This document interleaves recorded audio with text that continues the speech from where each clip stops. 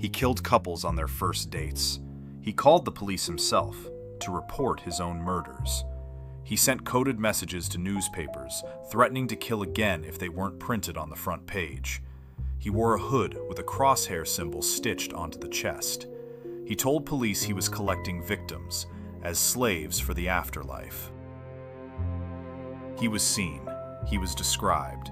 He left fingerprints. He left DNA. He sent dozens of letters. And he was never caught. Not in 1969. Not today.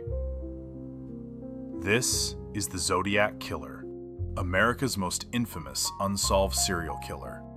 And 56 years later, we still don't know who he was.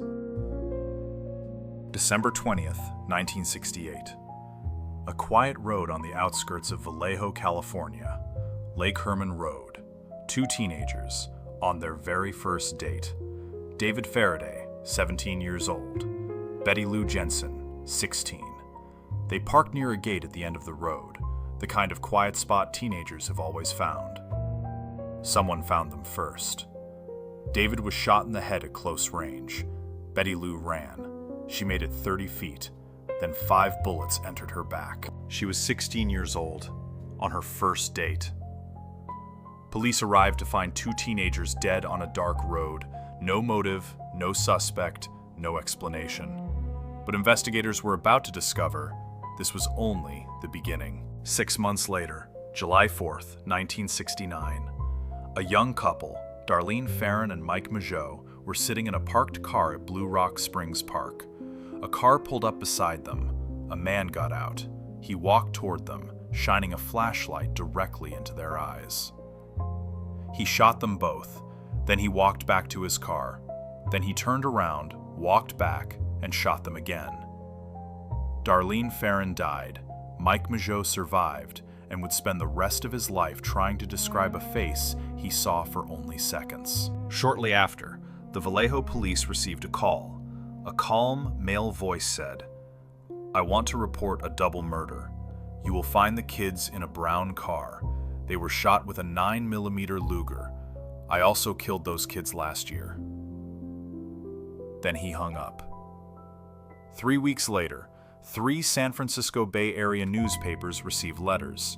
Each letter contained a coded cipher. Each letter began with the same phrase, "This is the Zodiac speaking." He demanded the newspapers print his ciphers on the front page, or he would go on a killing spree. He said the ciphers contained his identity. They printed them. But the letters weren't enough for him. September 27th, 1969, Lake Berryessa, Napa County. A young couple, Brian Hartnell and Cecilia Shepard, were picnicking by the water. A man approached wearing a hood, black with a white crosshair symbol stitched on the chest. He tied them up. Then he stabbed them, repeatedly. Brian survived. Cecilia did not. Before leaving, the Zodiac walked to Brian's car and wrote on the door with a felt-tip pen the dates of his previous attacks and the words, "by knife," as if he was keeping score. October 11th, 1969, San Francisco. A cab driver named Paul Stein picked up a passenger in the financial district. 3 blocks later, the passenger shot him in the head. 3 teenagers witnessed it from across the street. They saw him wipe down the cab. They saw him cut a piece of Stein's shirt. Then he walked away, directly past 2 police officers who had been given the wrong description over the radio.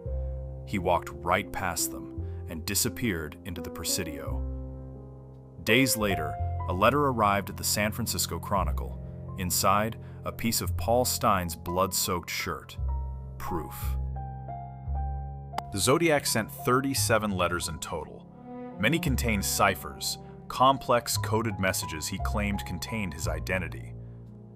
The first cipher, sent in 1969, was cracked within days by a schoolteacher and his wife. It read, "I like killing people because it is so much fun. It is more fun than killing wild game in the forest, because man is the most dangerous animal of all."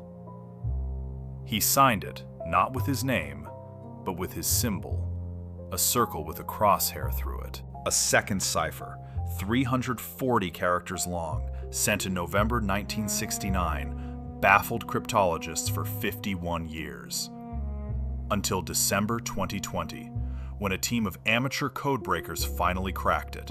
It read, "I hope you are having lots of fun in trying to catch me. I am not afraid of the gas chamber, because it will send me to paradise all the sooner."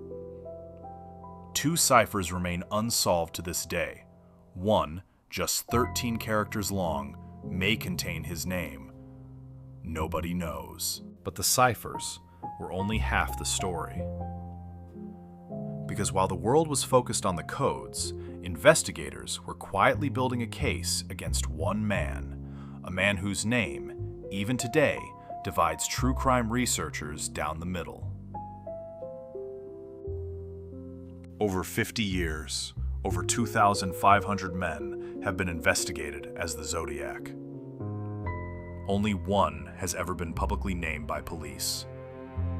Arthur Lee Allen, a former elementary school teacher, a convicted child molester, a man who, according to his own friends, called himself the Zodiac, who wore a Zodiac brand watch, the same brand the killer referenced in a letter, who owned a Luger pistol, the same weapon used in the first attacks.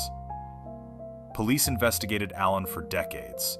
They searched his home, they collected his DNA, they compared his fingerprints. Nothing matched. Arthur Lee Allen died in 1992 of a heart attack, never charged. In 2024, Netflix released a documentary examining Allen with never-before-seen evidence. In 2025, a retired FBI profiler published a book claiming access to classified police files. The DNA from the Zodiac's letters is being reanalyzed using the same forensic genealogy technology that caught the Golden State Killer. But the Zodiac remains unidentified. He killed at least 5 people.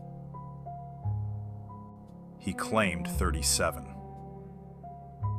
He called police to report his own murders. He mailed blood-soaked evidence to newspapers.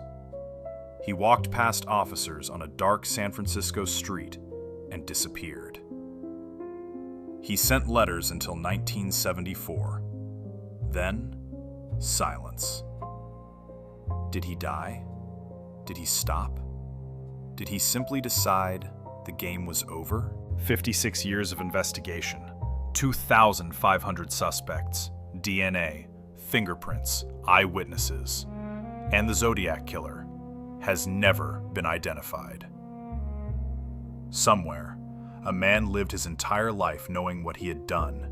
He may have had a family, a job, neighbors who liked him. He may have watched the news coverage and smiled. The case is cold, but the truth never freezes. Subscribe to Dark Cold Cases. Every week, we reopen the files the world forgot. And tell me, who do you think the Zodiac Killer was? Drop your theory in the comments. Detective V reads every one.